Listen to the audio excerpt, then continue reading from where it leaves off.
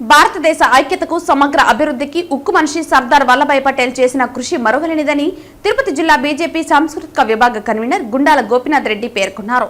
సర్దార్ వల్లభాయ్ పటేల్ వర్ధంతి సందర్భంగా భారతీయ జనతా పార్టీ ఆధ్వర్యంలో తిరుపతి ప్రధాన తపాలా కార్యాలయం వద్ద సర్దార్ వల్లభాయ్ పటేల్ చిత్రపటానికి పుష్పాంజలి ఘటించి నివాళులర్పించారు.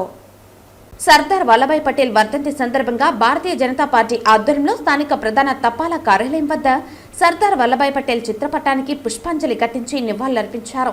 ఈ సందర్భంగా బీజేపీ నాయకులు గుండాల గోపీనాథ్ రెడ్డి మాట్లాడుతూ సర్దార్ వల్లభాయ్ పటేల్ సేవలను స్మరించుకుంటూ దేశ ప్రధాని నరేంద్ర మోదీ నేతృత్వంలో 597 అడుగుల విగ్రహాన్ని గుజరాత్ రాష్ట్రంలో ఆవిష్కరించారని గుర్తు చేశారు. దేశ విభజన తర్వాత రేగిన అల్లర్లను వల్లభాయ్ పటేల్ చాకచక్యంగా అణచివేశారని చెప్పారు. స్వాతంత్ర్యం అనంతరం వివిధ సంస్థానాలను దేశంలో విలీనం చేసిన ఘనత సర్దార్ వల్లభాయ్ పటేల్కే దక్కుతుందన్నారు. ఈ కార్యక్రమంలో బీజేపీ సీనియర్ నాయకులు కట్టమంచి చంద్రబాబు యాదవ్, సుబ్రహ్మణ్య యాదవ్, బీజేపీ జిల్లా ఎస్సీ మోర్చా కార్యదర్శి మల్లారపు రవిప్రసాద్, బీజేపీ తూర్పు మండల ప్రధాన కార్యదర్శి తొండమనటి సుబ్రహ్మణ్యం రెడ్డి, బీజేపీ 84 బూత్ అధ్యక్షులు విజయభాస్కర్ రెడ్డి, బీజేపీ యువ మోర్చా జిల్లా నాయకులు రాజశేఖర్ రెడ్డి, టీడీపీ నాయకులు చిత్రపు హనుమంతరావు తదితరులు పాల్గొన్నారు. పటేల్ గారి యొక్క వర్ధంతి సందర్భంగా భారతీయ జనతా పార్టీ తరఫున ఇవాళ ఆయన్ని మననం చేసుకున్నాం. ఆయన వర్ధంతి సందర్భంగా ఆయన ఫోటోకి పూలమాల వేసి భారతీయ జనతా పార్టీ వారికి ధన్యవాదాలు చెప్తున్నాం.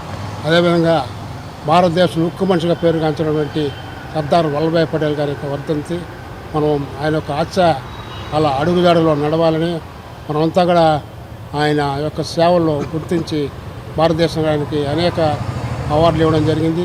ఆయన మనం చేసుకోవడం ఎంతో గొప్ప విషయంగా తెలియజేస్తున్నాం. ఈరోజు మాజీ ఉప ప్రధాని సర్దార్ వల్లభాయ్ పటేల్ గారి 74వ వర్ధంతిని పురస్కరించుకొని ఈరోజు ఆయన చిత్రపటానికి పూలమాలలు వేసి ఘనంగా నివాళులర్పించడం జరిగింది. ఆయన ఉక్కు మనిషిగా అలాగే భారతదేశానికి స్వాతంత్ర సమరయోధుడిగా పనిచేసి భారతదేశంలో 556 సంస్థానాలను విలీనం చేసినటువంటి మహోన్నతమైనటువంటి వ్యక్తి మన సర్దార్ వల్లభాయ్ పటేల్ గారు.